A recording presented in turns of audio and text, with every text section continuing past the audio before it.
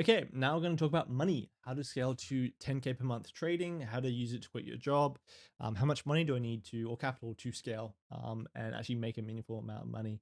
How much can I expect to, what percentage of returns can I expect to make? How much money, all this sort of stuff. We'll answer these questions. So you need to understand that trading is the easiest vehicle to scale. Like inherently, trading is a scalable endeavor. Making $10 on a $100 account is the same objective difficulty of making $10,000 on a 100K account. So you just do the same things. The leverage is the capital, the funds, the money. So the easiest way to make more money is to have a bigger account. But the biggest problem is that most traders are undercapitalized. Most people, like a lot more people, would be profitable if they just weren't broke and poor.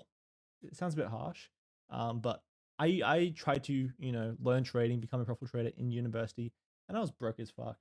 And every time I bought a prop firm challenge, I'd lose 10% of my net worth, and so it was really like hard to pass a challenge because it meant so much to me. And so when you're undercapitalized, when money means so much and you have such a small amount to work with, it makes trading so much harder. Um, and so you tend to over risk, you over attach yourself to the outcome, and you force setups, you overtrade revenge trade, and you lose that money, you fail because you just make it harder than it needs to be. Um, why is trading on a demo account so much easier than trading on a live account? Because you don't fucking care. So how can I give myself as many reasons as possible to not care about this money, not care about this account? And so how can I enrich myself through other income sources to make this easier when I'm trying to make money from trading? Trading is it's like a force multiplier for your wealth. It's like, trading is all about growing money. If you don't have any money or little money, it's going to be really hard to actually make a meaningful amount of money. And so the more money you have, the easier trading becomes. So having other income sources that you can feed into trading. So if I make over my lifetime, if I have these, other income sources that come in, I think of trading as like a 10x multiple. Every dollar I make is like over my life is going to be, 10 times more valuable because of trading, and I can compound it very easily over the years or use prop firms. But there has never been a better time to get into trading. Like we're in the golden age of trading at the moment. There's so much information out there, so many access to like capital and prop firms, and using prop firms can be a way to fix this undercapitalization. The biggest issue throughout all the decades of people trying to become profitable traders was that they didn't have enough capital, so they had to over risk, over trade, and they blew their accounts. But now it's a lot easier. You can scale capital without scaling personal risk, without lots of money, and it's very low barrier to entry. But you can get fucking rinsed by prop firms. A lot of people will have lost hundreds of thousands of dollars through prop firms through using them in the incorrect way. And I'll show you how to not get used by prop firms, but use the fuck out of those prop firms to rinse them and scale without spending a lot of money.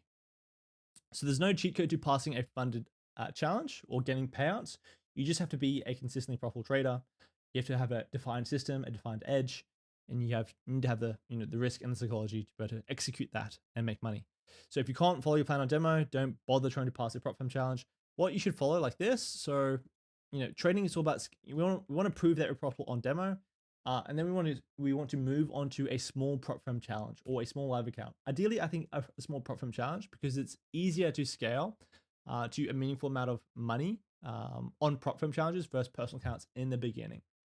Personal accounts are a long-term game, which we'll cover a bit later, but we want to focus on prop firms first. And so we want to first focus on a small prop firm challenge. You shouldn't go from 0 to 100K for your first prop firm challenge. You're just going to waste money. So we're going to cover this, but yeah, we'll cover this a bit later. But how much capital do I need for trading? First off, you need enough money to buy small prop firm challenges, and you need a stable income source so you're not emotionally dependent or attached to trading. You need those two things. So you need a bit of savings and you need a job. If you don't have a job, you make trading 10 times harder. If you don't have another income source, you make trading so much harder. When I was in university, I didn't really have a consistent job. I didn't really have consistent income sources. It was trading was on hard mode, nightmare mode. as soon as I got a job, trading became a lot easier, and I started to get consistent payouts and scale prop firms. And so, how do we scale? How do we use our capital and deploy effectively? We want to have a bit of a buffer and start small. So, if you're trading futures, so if you're trading forex, start with a 10 or 25k forex account or a 50k futures account. I'll cover this actually now. Okay, and so with these small accounts, these are kind of so futures and forex accounts. So a 10k forex account is around the same price as a 50k futures account, because they're kind of structured in different ways. But you can get a 50k futures account, as low as $19, or around $50 up to 100. So it kind of ranges from around 50 to $100. You do have some activation fees, but in general, you could say it's around $100 at the highest point. If you don't have $100 per month to invest into your trading, you shouldn't be trading. You should be getting a job at Macca's. It's as simple as that. Like, if you don't have, $100 is not that much money. If you don't have that much money, you shouldn't be trading. You should be doing something else. It's harsh, but it is the truth. We just want to go for, one of these 50k challenges. It's only $100, and we want to see if we can actually, pass that challenge and get a payout with, the system that we've been using. We want to prove that we're profitable on a demo account. Then once we are, we go on to trying to pass a 50k futures. It's only $100. If you lose $100, does it really matter in a month? No. So you want to be conservative. You don't want to like full port it straight away. But the whole point is, passing the first account. Once you've passed it, it's quite easy to get a $1,000 payout. So you've you've invested $100. You've gotten a $1,000 payout. You've 10x'd your money as well. So think of it like that. We can then reinvest that payout into more funded accounts, into another 50k prop firm challenges. And then we can look to pass that and scale quickly. And you can see, like, over time, you can scale very, very quickly. And a lot of these firms have very high max allocations. So you can get funded with 450k on my funded futures, or over $6 million of max allocation on Apex, or 750k on Take Profit Trader.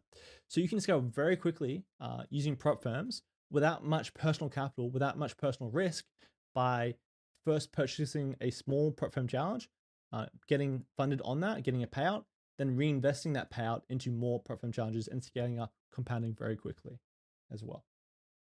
And so for passing your first prop firm challenge, you want to be pretty strict with the risk management, be conservative, because you don't have much. Getting funded first is kind of the hard part. Once you get funded, once you get consistent payouts, it becomes a lot easier to compound and scale. So be conservative in the beginning, aim to get funded, get your first payout, and then buy a second or a bigger challenge to compound that over time. And if you fail that new one, you can always go back, use the existing profits, get another payout from the existing prop firm challenge to reinvest. You shouldn't trade all your accounts at the same time. You should trade them separately to diversify. And if you have a bad day, you don't play all your accounts as well. So for forex, you're profitable on demo. Okay, I'm gonna go for a 10k prop firm challenge. Okay, do I pass that? Get a payout? Yeah, I can reinvest that into 25k. I can reinvest that into 50k. If I fail that 50k, I can go back, get another payout from this to reinvest into that, and then go on to 100k. I kind of like futures prop firms a little bit better because they're a bit cheaper, and it's a bit quicker to pass as well, compared to forex prop firm challenges. The big trade-off is, though, that futures tend to have limits on your payouts, whereas forex is kind of a bit easier. Like, there's no real limits on your payouts, so you kind of get what you pay for. But in the beginning, this is probably easier, going for 50k futures for around $100, and then compounding to multiple 50k accounts over time. So you can have 150k. I can trade like this batch of 50k accounts here. So get a 50k, get a payout, get another 50k, get another payout, and then reinvest into two. That's two more again, and it snowballs very quickly as well. So yeah, don't go for the biggest account possible. That is a big mistake, because you'd be too attached. You'll make mistakes on that. and risking too much to pass as quickly as possible. Don't rush the process. Take it slow as well. Don't dig yourself a hole through trying to spend all that money on lots of prop firms. Think of the first prop firm challenge that you pass is like validating that you're profitable with money on the line. You're trying to validate that you're profitable with money on the line. And every time you pay for a challenge, think of that money is gone. Like it's gone. You've paid for the opportunity. You paid for the learning. You will blow accounts. That's okay. It's okay to blow an account. You kind of expect it. That's why we want to go for small accounts, because we expect to blow them and learn from those mistakes that we make to learn and get better. I blew 6 prop firm accounts before I ever got funded.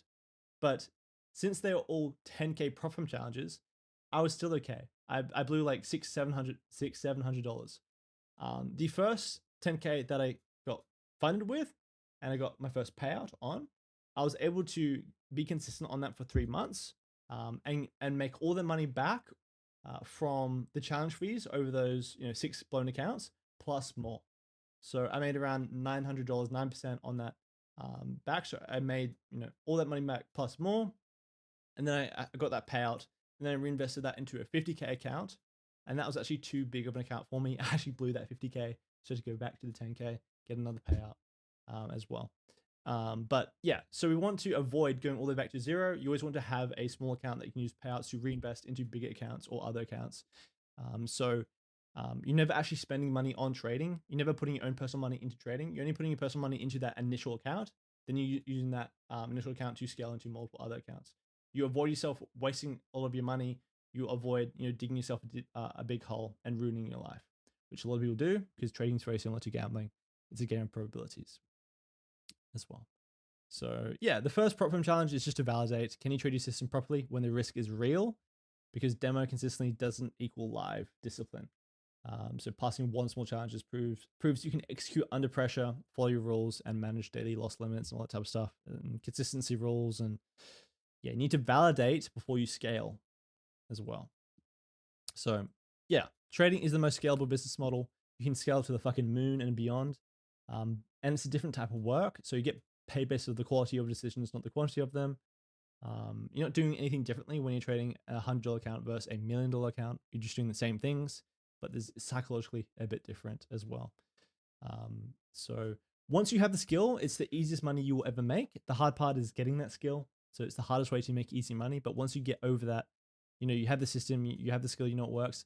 Money ceases to be a problem. You can just compound and build generational wealth through personal accounts, prop firms, and scaling. And there's no boss, no employees, no customers, just you and the markets, which is great. But also, something goes wrong, you are the only one to blame. The issue with scaling up is mainly a psychological one. Scaling up comes with more mental weight and more mental risk. Think of the bigger account you trade, the more you risk per trade, the more weight you put on the bar. So like every trade is a rep. The harder it is to complete a trade, complete a rep with more weight, more risk, more mental weight. But the only way to get better is to progressively overload risk over time, progressively overload that weight over time. But yeah, if you just do that, you'll be able to compound. I've made over 1.3 mil on my personal account. I like trading personal accounts more than prop firms because there's no rules, and I have the funds to be able to, have big returns. I don't need other people's funds. I can just trade my own funds. That's kind of true freedom. But what I did in the beginning is prop firm stacking and personal account compounding. So you use the prop firm payouts to invest into other prop firms, and then use all that money to put into savings. So you care about that money less. You give yourself as many reasons as possible to not try to make money, to not care about money, and trading becomes a lot easier. So having lots of savings, diversifying into other long-term investments to diversify your risk, and then investing that into a personal account as well, which you can set up with a trade copier to copy to other 50K accounts, and you can have segments of different 50K accounts, and you can just scale to the moon. You can use those payouts from that 50K accounts to then reinvest into other long-term investments, reinvest into your personal account. You can compound your personal account very quickly by using payouts from the prop firms to fund that personal account. And then you can compound that account over time. So the thing is, for personal accounts, you're not trying to make money on personal accounts. You're trying to compound and grow wealth. So you're not trying to withdraw. You shouldn't be withdrawing money from your personal account because that will interrupt compounding. You should only be adding money. Prop firms are about making money. Personal accounts are about getting wealthy, building generational wealth, and true freedom. I want like a million, $2 million account where I can just make 1% per month and I'm, set. I don't need to, there's true freedom from that. And, prop firms can go down, personal accounts on regulated brokers, less likely as well. And you can compound quite quickly. So I'll just get this up.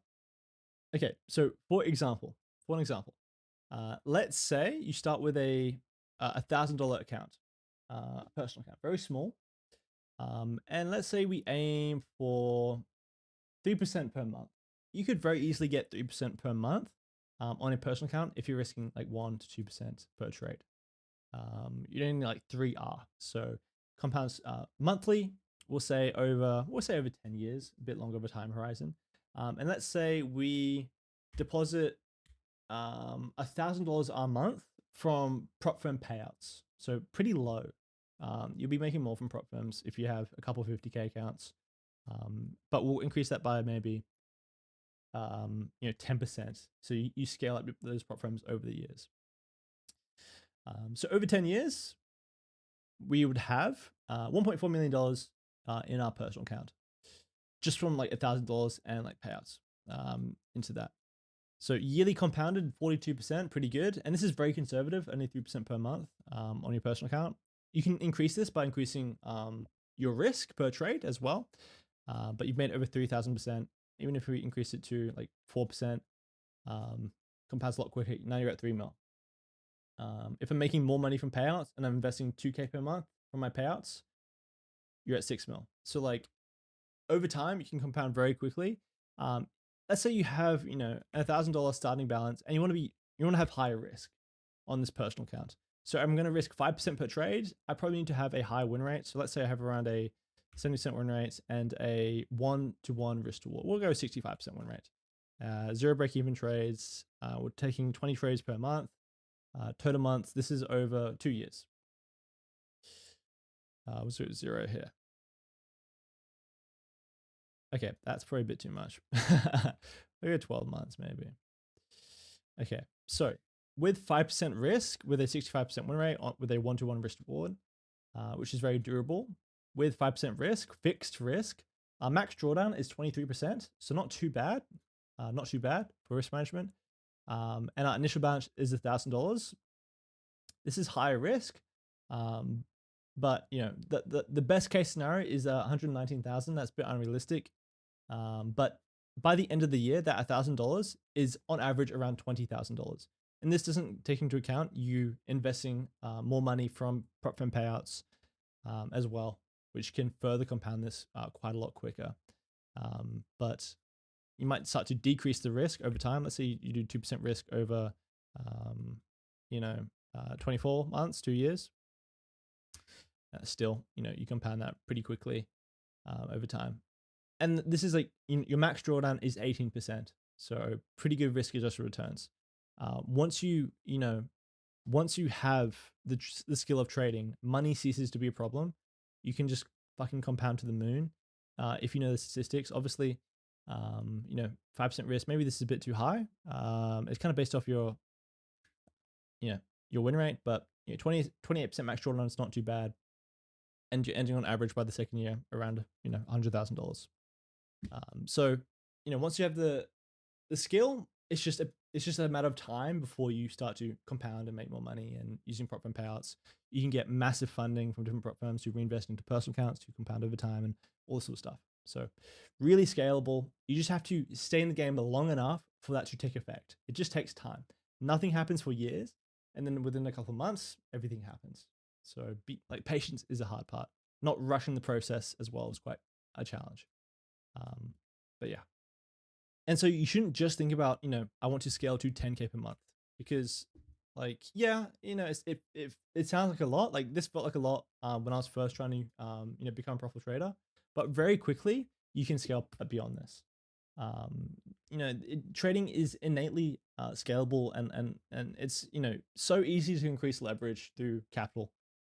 So you shouldn't really think about this. You should think about you can very easily, if you get to 10K, like 0 to 10K per month trading, is the hardest part. It's by far the hardest part.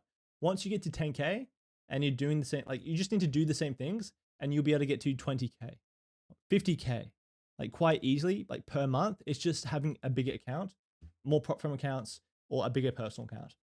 Like you're just doing the exact same things that you are 10K per month at 50K per month. It's just, getting used to the risk and progressively overloading that risk as well. So you can make a lot of fucking money.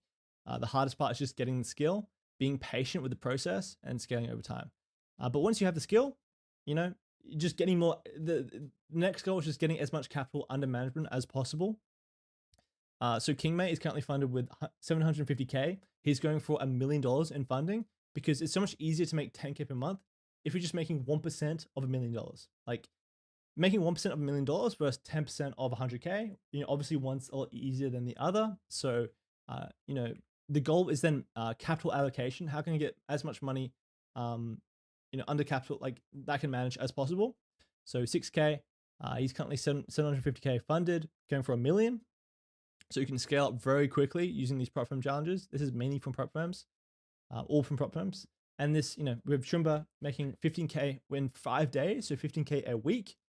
He's averaged like above 20K per month for the last 6 months now, all through prop firms. So, and a 50K prop firm challenge or 100K prop firm is like around $100 to $200. So it's not that much capital that you're risking to be able to make 10, 15, 20K per month. You don't need a lot of savings or your own personal capital to make this money as well. So having multiple different prop firm challenges accounts, stacking that over time, you can scale very quickly to 10K per month. And when you have a system that works, you're just doing the same thing, just on bigger accounts, and you make more money. And that's what my students have been doing. And yeah, it's a lot easier when you know it works. So the hard part is just the beginning, getting to 0 to 10K. Getting to 10K is the hardest part. Once you get to that, to scaling from 10 to 20 to 30, 50, 100K per month is actually quite a lot easier. And it's almost actually less stressful as well because you've already done the hard part. It's just now, staying in the game long enough for it to compound over time. But yeah, hope you guys enjoyed, and I'll catch you in the next video as well.